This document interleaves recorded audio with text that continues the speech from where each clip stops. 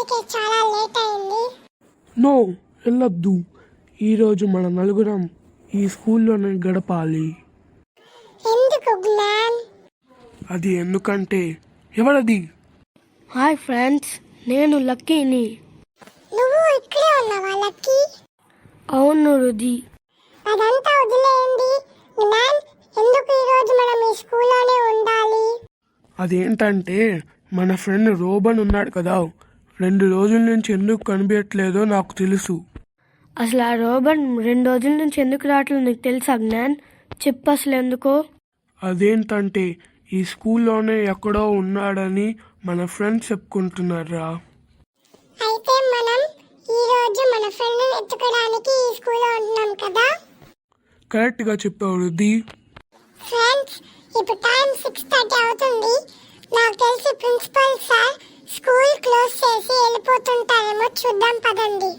కరెక్ట్గా చెప్పావు John. Friends, మనం ప్రిన్సిపల్ క్యాబిన్ బయట ఉన్నాము. ప్రిన్సిపల్ సార్ లేరనుకుంటాను, లోపలికి వెళ్దాం పదండి. ఫ్రెండ్స్, నాకెందుకో ఏదోలాగుంది. ప్రిన్సిపల్ సార్ వెళ్ళిపోయారు కదా, మా చిన్నపిల్ల ఏడుస్తున్న సౌండ్ ఏంటి? నువ్వు చెప్పింది కరెక్టే హర్షిత్, మనం వెళ్ళి చూసొద్దాం పదండి గాయస్. పదండి, అందరం కలిసి వెళ్దాం. ఫ్రెండ్స్, ఇక్కడ ఎవరు లేరు కాబట్టి మనం ప్రిన్సిపల్ సార్ క్యాబిన్లో రెస్ట్ తీసుకుందాం. హర్షిత్ చెప్పింది కరెక్ట్, కొంచెం మనం రిలాక్స్ అవుదాం. మళ్ళీ అదే వాయిస్ వస్తుంది. ఇక్కడే అక్కడ ఉంది, ఎదుగుదాం పదండి. ఫ్రెండ్స్, ఒకసారి చూడండి, అక్కడ ఏదో ఉంది. ఈరోజు మనం ఇంటికి అసలు వెళ్ళము, ఇక్కడే మనం ఫినిష్.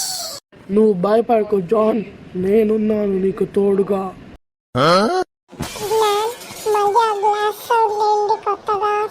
నేను ధైర్యంగా వెళ్ళి ఆ దెయ్యాన్ని చితక్కొట్టు వస్తాను రా, చూస్తా ఉండండి అందరూ.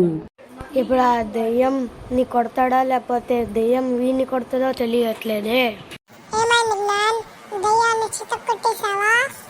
నేను దెయ్యాన్ని చితక్కొట్టడం కాదు, దెయ్యమే నన్ను చితక్కొట్టింది. పారిపోండి.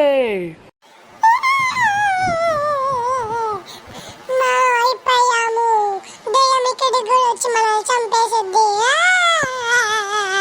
ఏడవకు ఫ్రెండ్, మళ్ళీ నువ్వెందుకు ఏడుస్తున్నావు హర్షిత్? రుది చెప్పినట్టు ఆ దయ్యం మనల్ని చంపేస్తే మీ ఎవరు భయపడకండి, ఆ దెయ్యం ఇక్కడ రాదనుకుంటున్నాను. అయితే సరే, నేను హాయిగా భయపడకుండా ఉంటాను. నేను వచ్చేసాను.